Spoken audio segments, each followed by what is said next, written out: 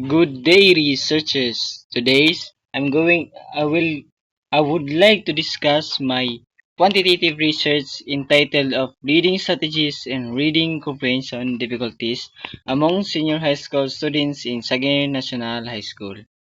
So let's get started.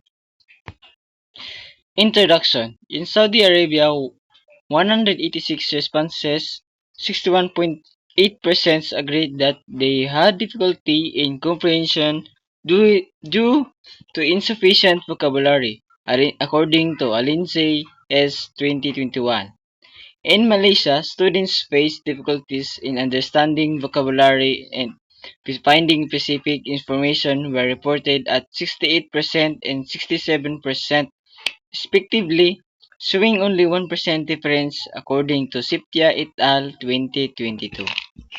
In Philippines, with 50% to 74% correct answers are categorized under near master level, while a category low master level is for students with a score of 49% and below, according to Manlapig et al. 2020.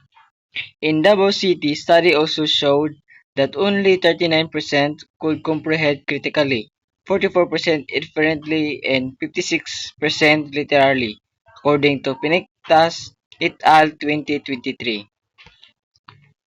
Next, research objectives.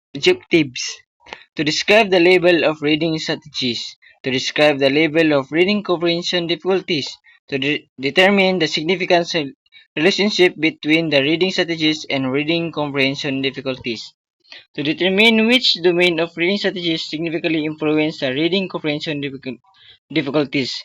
Kini siya nga slide guys, ato ni siyang masulban pag mahuman na to, makita na to sa last nga slide. Next. Hypothesis. There is no significant relationship between reading strategies among senior high school students in Sagaing National High School. 2. There is no domain of reading strategies significantly influence the reading comprehension difficulties. Kini guys, mo pa niya akong hypothesis, ako pa ning bana-bana nga kini nga akong DV ug IB nga wala sila relationship. So ato na siyang isolve guys. Theoretical framework. Reading comprehension difficulties anchored on the theory of Sandra Silverstein et al. 1994. So, reading strategies are the comprehension process theory of Jara et al. 2018. Reading comprehension difficulties that is trouble performing specific types of skill theory of Sebey et al. 2016. Research design. Quantitative non-experimental correlational design. Research local. Region 11 in the District of Asunción, Davao del Norte. Next. Population in sample. 223 responses. Kini siya guys. Na-solve na siya morning 223 akong surveyhon para makuha na ko ang ilang mga answer para isolve para ma-identify na to kung nabay correlation ng IB o DB. Next. Level of reading strategies. Items. First, problem-solving strategies. Second, support reading strategies. Third, global reading strategies. Dili guys, nigawas ng resulta sa akong pagkandak og survey sa senior high school students. Ang problem solving kay nasa mean nga 3.61. So pasabot high. So support reading strategies 3.48 high. Global reading strategies 3.47 high Japon siya. Next. Level of reading comprehension difficulties. Item niya guys kay usugod kay vocabulary, text structure, grammatical structure, motivation, time relation, lacking strategies. Ang vocabulary kay nasa mean of 3.21. Description level niya kay moderate. Text structure kay 3.11. So sa description level niya moderate. Grammatical structure 3.24. Motivation 3.11. Time relation 3.13. lacking strategies 2.95. Kini kini tanan kay na siya description level of moderate tanan. So next, table 3. Kaning R value guys, mo na ni ang solve katong gisolve na akong tanan timin sa mga estudyante nga ilang mo na siyang overall mean nga resulta. Tus ang gisolve na po ni siya guys para makuha ang R value ay R squared nga value tus nigawas kay 58. Pasabot ni 58% mo ni siyang resulta sa 0.29 nga gi-times og 2. Manang pasabot ng 58 nga naay correlation ang IV ug DB.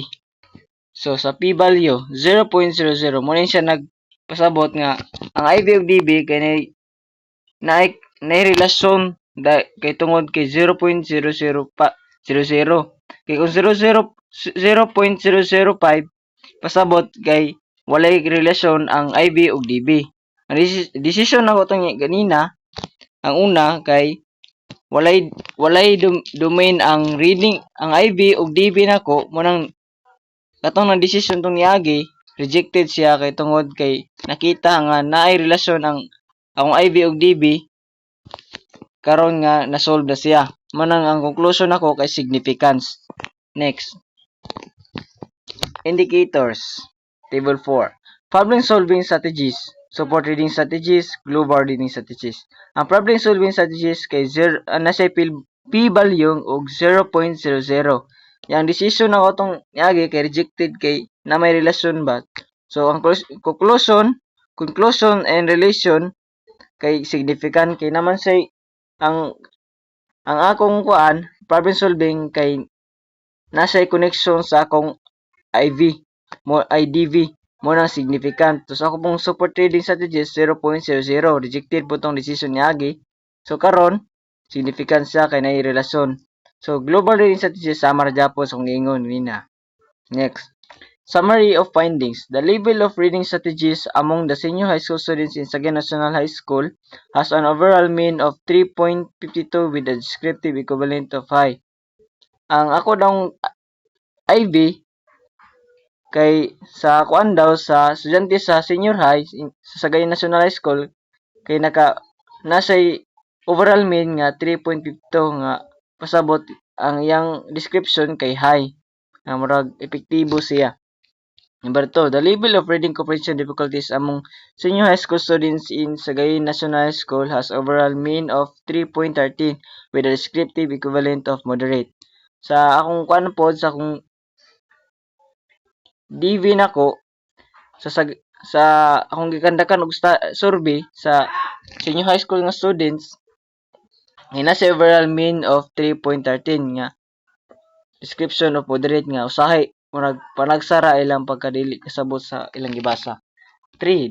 There is a statistically significant relationship between reading strategies and reading comprehension difficulties of students as indicated by a probability of value of 0.00 and the significance level of 0.05 leading to rejection of the null hypothesis. Sama akong gingon ganina tong una na akong giingon sa inyo nga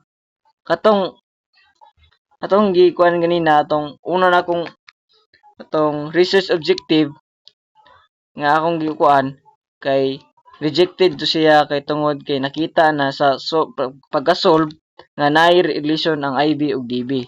So number 4, statistical terms. There is a significant evidence to reject the idea that reading comprehension difficulties of the students is not impacted by reading strategies as the calculated probability of value of 0.00 is lower than commonly accepted level of significance of 0.05. Sama sa gingon ganina mo na siya. Conclusion. The level of reading strategies is evident. Sabot ang reading strategies nako akong IB kay siya kining high. The level of reading comprehension difficulties is moderate evident. Anang sa high panagsaday. Third, there is a significant relationship between reading strategies and reading comprehension difficulties. Naay relasyon ang IB sama sa gingon na naay relasyon na akong IB ug DB tungod sa pagka-solve sa akong ang mga answers sa mga estudyante. Number 4, effect of reading strategies is significantly predicting the reading comprehension difficulties of the students. Mga na siya guys. Sunod. Recommendation. Mo ni siyang ma-recommend nako atong una na kung sa akong mga igamit pag survey nga questionnaire, mo ni akong mga suggestion para ang estudyante mas ma-active sila sa ilang mga reading o pagsabot sa mga ilang gibasa. Una kay vocabulary games and activities which engage in activities that help you learn new words in a fun and interactive way with the guidance of the teacher. Vocabulary games and activities which engage. Ipasabot niya ka na maghatag og ang maestra maghatag og padula sa mga estudyante para ng question and answer para ang estudyante mugana og ilang utok makasabot og tarong sa ilang sa ipasabot sa maestra ilang kasi pasabot jud sa maestra. Sunod, provide ongoing support. Reading comprehension is a skill that require ongoing practice and reinforcement.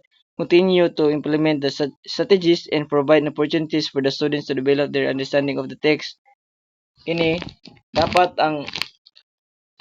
maghatag og kuan aning suporta ang mga maestra sa mga estudyante para tagaan og makuha sa estudyante ang pagsabot sa mga ilang gibasa. Kailangan na suportahan og ilang tabangan sa pagbasa ilang pasabton unsaon. Sunod, collaborative approach. Involve parents, teachers, and especially support students to with reading comprehension challenge.